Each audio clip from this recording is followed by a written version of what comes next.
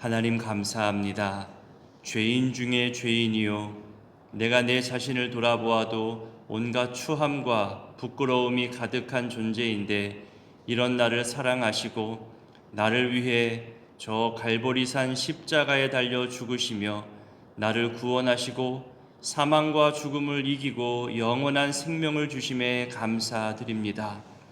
나를 위해 대신당하신 그 수많은 모욕과 조롱과 고통과 괴로움을 보고 듣고 생각할 때마다 유대 종교 지도자들과 거기에 선동된 무지한 백성들을 욕하기 전에 나를 먼저 돌아보게 됩니다. 나도 그들과 다를 바 없고 오늘날도 그 옛날과 다르지 않은 무지 속에서 살아가게 되는 것을 보게 됩니다.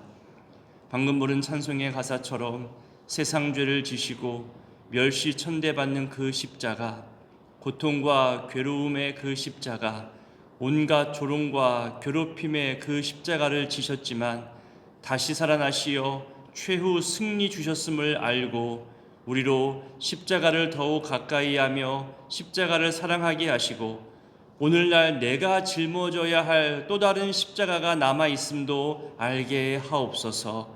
억지로 진 십자가였지만 훗날 영광의 십자가가 되었다 성경이 말하는 것처럼 오늘 우리가 섬기고 봉사하고 때론 싫은 소리를 들어야 할 때도 있고 손가락질도 받아야 할 때 있겠지만 내 몸과 마음 희생하고 내어주어야 하는 여러 십자가를 짊어질 때에 이것이 하늘의 상급이 되게 하시고 면류관 되게 하시며 잘했다 칭찬받는 우리 십자가 되게 하옵소서. 어린 자녀를 키우고 연로하신 부모님을 섬기는 모든 수고와 헌신에도 주님 때가 되어 갚아주시고 또 지금 즐길 수 있음에도 수고와 헌신을 선택하며 나아가는 그 거룩한 발걸음에 위로와 평안과 또 헤아려 주심과 갚아 주심의 은혜가 있게 하옵소서. 하나님, 수술 후 회복 중에 계신 분들, 오랜 치료와 또 새로운 치료를 시작하는 분들, 몸의 연약함으로 마음의 연약함으로 치유와 회복이 필요하신 모든 분들에게 참된 평안과 안식을 허락하여 주시고 또 주의를 통해 힘과 쉼을 주시는 주님을 가까이 만나게 하여 주옵소서. 세계 곳곳에서도 여전히 어렵고 힘든 나라들, 지진과 산불 같은 자연재해로 피해당하고 두려워하는 모든 사람들에게도 참된 위로와 평안을 허락하여 주시고 돕는 손길들을 보내어 주옵소서. 하나님, 눈길로 불편함에도 불구하고 하나님 앞에 서원하고 약속한 것을 지키고자 이 성전에 나온 모든 발걸음을 축복하오니 하나님, 이들이 서원한 것들을 지켜갈 때에 하나님 주시는 능력과 힘을 더 얻게 하여 주시고 특별히 안전하게 하시고 강건하게 하여 주시옵소서. 주일을 준비하기 위해 곳곳을 깨끗하게 청소하는 손길들, 또 각 부서실에서 학생들을 맞이하기 위해 선생님들의 수고로운 준비와 연락하는 손길들, 성도님들의 안부를 묻는 목양의 손길들, 시설을 관리하고 유지하기 위해서 애쓰는 손길들, 예배를 돕는 수많은 손길들이 있습니다. 하나님 사랑, 이웃 사랑을 주일 예배와 일상의 삶에서 지켜가고 준비할 때에 내가 너를 사랑하노라, 너는 존귀한 존재란다 말씀하시는 하나님의 음성을 듣게 하옵소서. 오늘 또 장례 중인 집사님 가정 그 슬픔을 위로하시고 모든 절차를 순적하게 하셔서 하나님께서 그 인생을 이끄셨고 받으셨다는 증거를 확인하며 위로받게 하여 주옵소서. 이 새벽에도 주님 앞에 나올 때 빈손 빈마음으로 나오지 않고 간절한 마음과 예물로 올려드리오니 받아 주시옵소서. 그리고 말씀하여 주시옵소서. 함께 하실 성령님을 의지하오며 예수님의 이름으로 기도드립니다. 아멘. 오늘 본문 말씀은 마태복음 27장입니다. 27장은 읽으면 읽을수록 속상하고 눈물 나고 화가 나는 그런 내용들이 많습니다. 먼저 초반에 예수를 총독 빌라도에게 넘겨주는 일과 가룟 유다가 후회하고 자살하는 그런 이야기가 나옵니다. 먼저 1절과 2절을 읽어봅니다.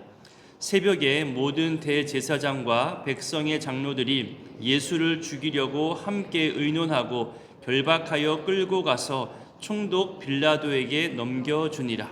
자, 전날 밤에 전직 대제사장 안나스에게 신문 받게 했어요.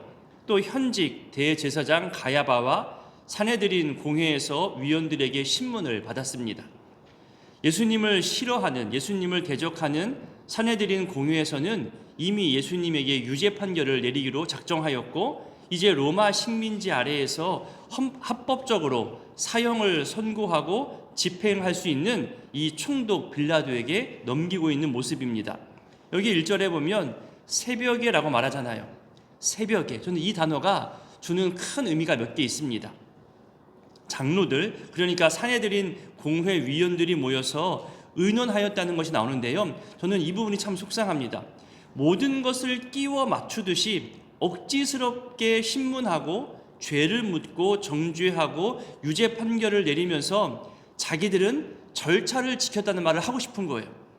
그게 바로 새벽이라는 표현 속에 담겨 있는 겁니다. 그러면 새벽에 모였다는 것이 무슨 의미냐면, 당시 산헤드린 정식 모임과 회의는 규정상 해가 진 이후에는 모일 수가 없는 거예요. 해 뜨는 새벽부터가 모일 수 있는 근거가 되는 거죠. 그래서 새벽에 의논했다는 것을 사람들에게 말하면서 우리는 합법적으로 모였다, 절차대로 했다, 규정대로 했다는 것을 말했다는 것이고, 마태는 그런 소문들을 모아서 기록한 거죠. 내용은 다 불법이에요. 내용은 자기들 멋대로면서 회의 규정을 지켰다며 이것을 가지고 빌라도에게 나가는 겁니다. 그것도 새벽 가장 일찍 이 사건을 처리해 달라고 나간 거죠. 최대한 빨리 서둘러서 사형을 선고받고 사형을 집행하고 6월절 시작하기 전에 모든 장사까지 마치려고 하는 그런 일정을 생각하고 지금 이들이 서두르고 있는 것으로 보이는 거죠. 절차와 규정 중요합니다. 정말 중요하죠. 절차와 규정 때문에 공동체가 무너지는 경우도 많거든요. 하지만 여러분, 내용이 훨씬 더 중요한 겁니다. 절차를 올바르게 지켰다고 해서 그 내용도 똑같이 올바르다고 말할 수 없는 겁니다. 그리고 사실 여러분, 여기 이 산헤드린 공회는 절차와 규정을 어겼습니다. 그들의 실수와 잘못을 어기고 숨기면서 어떻게든 자기들의 뜻을 이루려고 하는 고집스러운 모습이 여기 담겨 있거든요. 산헤드린 공회의 이 회의 규정에는요, 유죄 판결은 최소 회의 소집한 당일에는 내릴 수 없게 되어 있어요. 점검하고 확인하고 최소한 다음 날부터 판결을 내릴 수 있는 것이 그들의 규정이거든요. 근데 지금 당일날 모여서 당일날 회의하고 당일날 유죄 선고하고 당일날 사형까지 집행하는 불법을 지금 하는 거예요. 절차와 규정보다 내용이 더 중요하고 또 그 내용을 나타나게 하는 마음 중심을 하나님은 헤아리십니다. 그리고 그대로 때가 되어 갚으시는 겁니다. 이 다음으로 가룟 유다의 후회와 자살에 대한 이야기를 합니다. 우리 3절부터 5절까지를 읽어봅니다.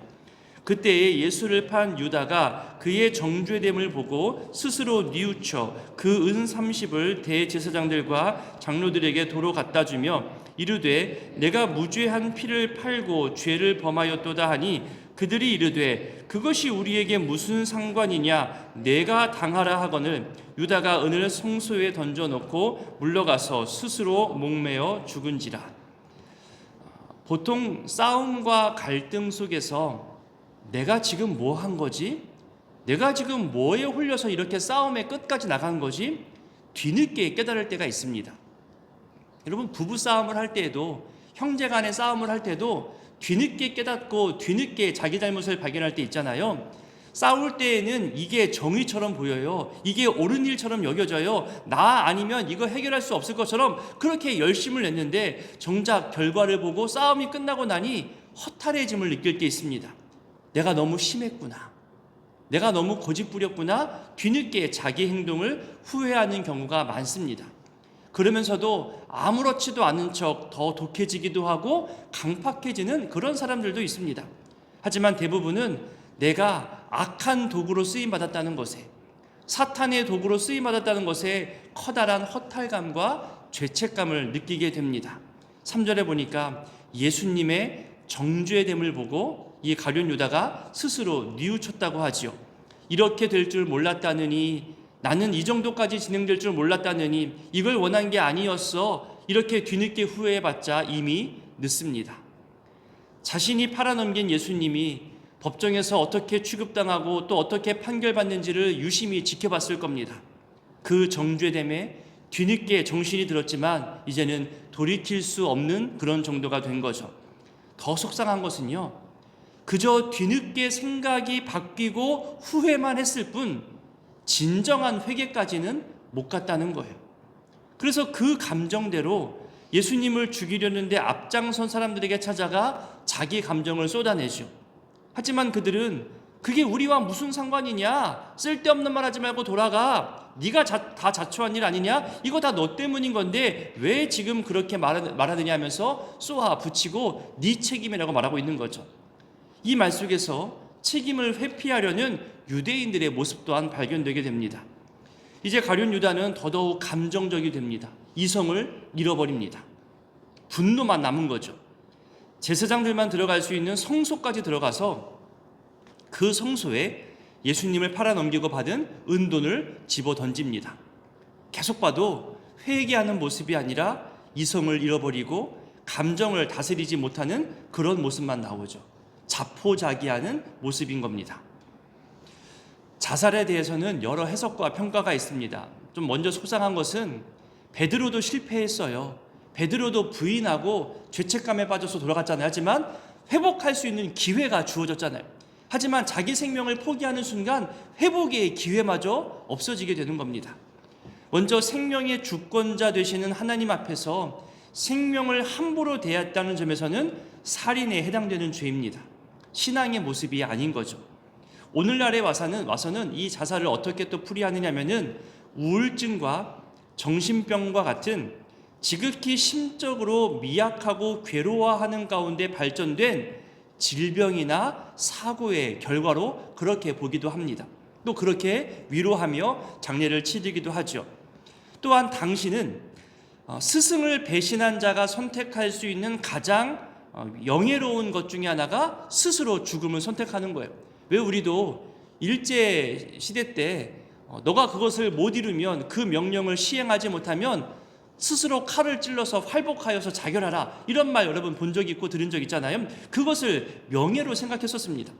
그래서 유다는 스승인 예수님을 배신할 때에도 불신앙적인 모습을 보였고, 후회하고 뉘우치는 방법을 택할 때에도 그 세속적 가치, 세상에서 말하는 그런 선택을 따라가는 모습을 보여주고 있다는 것에서 속상한 모습을 지금 볼 수 있는 겁니다. 다음 6절을 보니까 성소와 같은 거룩한 곳에서 드려지는 예물은 거룩한 장소에서 따로 보관하도록 옮겨지는 것인데, 지금 유다가 던져버린 이 은은 거룩한 예물이라 말할 수 없고 부정하다고 판단되어진 거죠. 배신하고 속여서 받은 돈이기 때문에 더더욱 부정하다 여긴 겁니다. 여기서 생각해 볼 것은요, 부정하다 판단했던 이 사람들이 자기들이 돈을 주었잖아요. 자기들에게서 나온 돈을 가지고 자기들이 스스로 부정하다고 말하고 있는 겁니다. 예수님을 억지로 잡아다가 사형시키려고 하는 이 모든 일들이 옳지 않았다는 것을 본인들 스스로도 지금 알고 있다는 얘기입니다. 이제 다음 11절부터 26절까지의 긴 내용은 빌라도가 예수님을 신문하는 것과 또 예수님이 무죄하다는 것, 그래서 예수님을 석방하기 위해 시도했지만 백성들이 강하게 요구하는 바람에 십자가에 못 박히게 사형 판결을 하는 모습이 나옵니다. 우리 11절과 12절을 먼저 읽어보겠습니다. 예수께서 총독 앞에 섰음에 총독이 물어 이르되 내가 유대인의 왕이냐?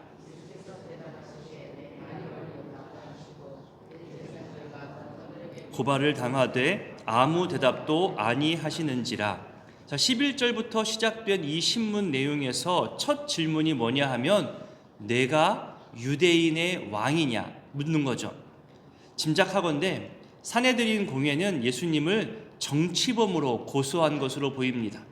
종교적 이유만으로 메시아다, 구원자다, 이렇게 종교적 이유만으로는 로마 법으로 사형시킬 수 없다는 것을 알고 로마의 반역을 꾀하는 인물로 유대인의 왕이라 말했다는 정치범으로 빌라도 앞에 고소하고 세운 거죠. 읽을 때마다 속상한 것은요, 이런 법이나 규정에 대해서는 그렇게 잘 알면서 왜 그 법대로 살지는 못할까 하는 이 부분이 참 속상합니다.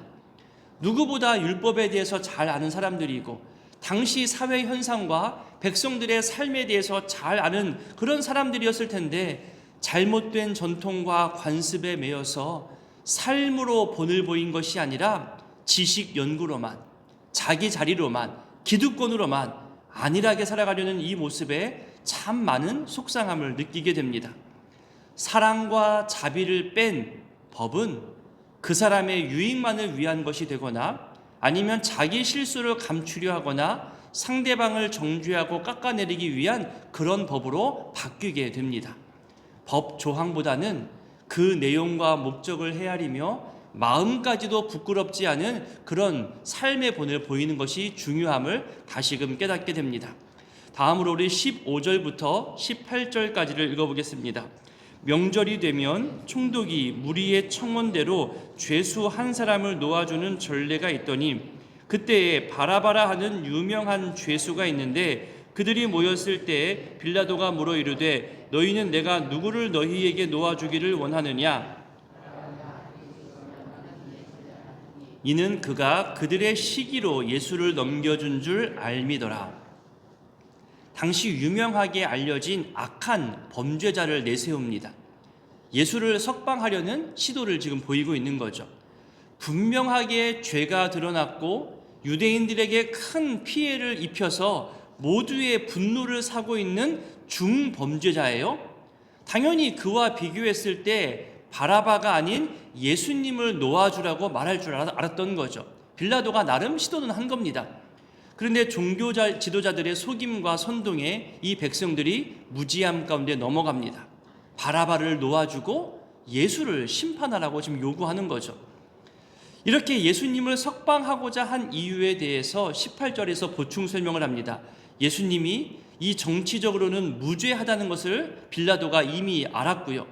종교적 문제로 인한 시기 때문에 이렇게까지 무리하게 재판을 요구한 것으로 파악했기 때문이라고 성경은 말하고 있습니다.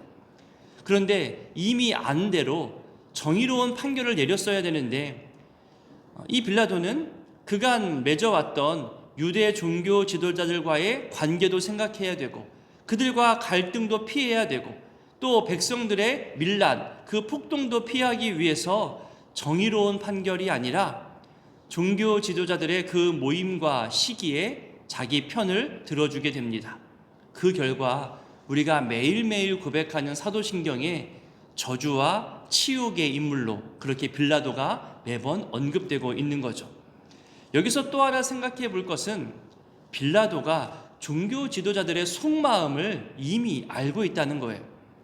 예수님을 만나 신문하기 전부터 이 사건의 본질을 알고 있었다는 것이고, 그동안 유대 종교 지도자들과 만나면서 이들이 외식하는 모습, 겉과 속이 다르다는 것, 종교인이 아니라 무슨 정치인처럼 그렇게 겉모습만 치장하는 것을 이미 알았던 거죠.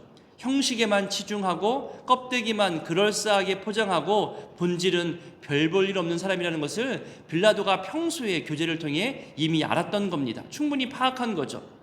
총독이라는 이 자리에 오를 정도면요, 사람 볼 줄 아는 눈, 상황 판단력은 어느 정도 있다는 증거거든요.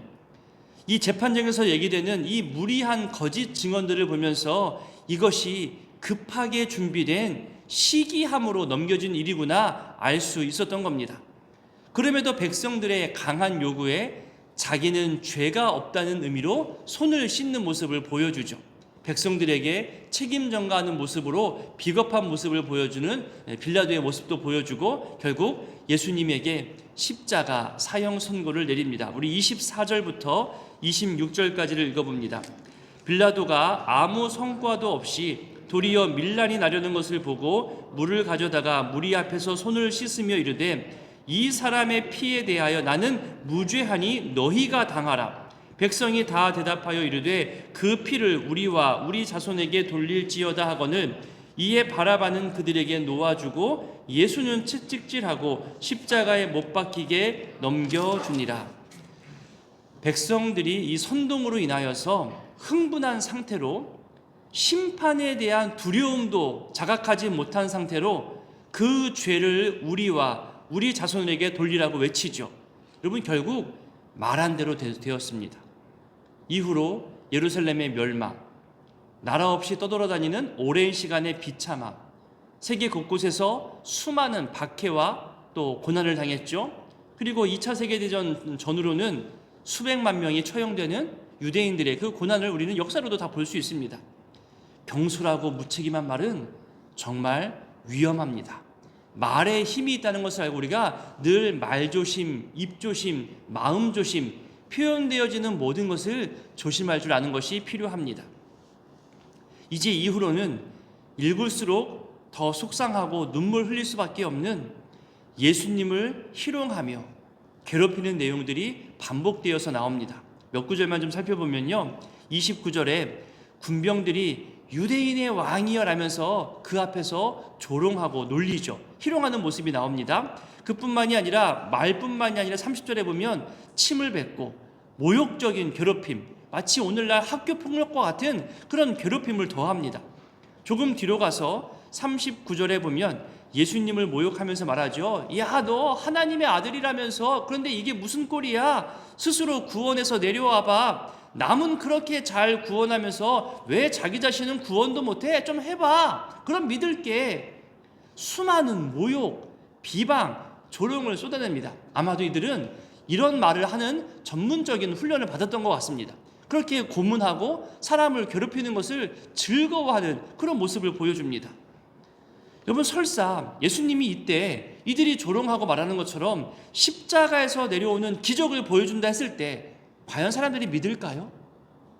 어떤 증거, 어떤 사실을 보여줘도요, 믿지 않으려 하는 사람은 믿지 않습니다.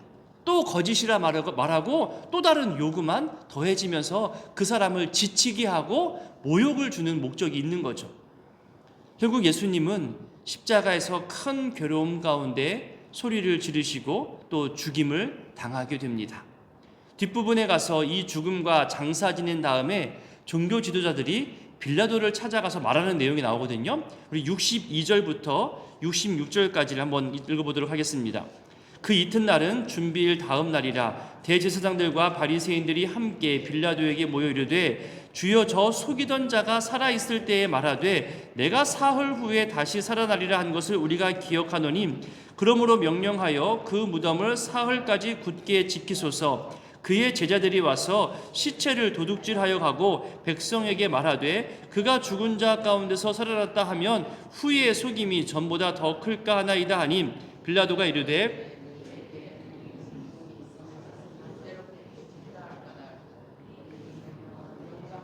돌을 임봉하고 무덤을 굳게 지키니라.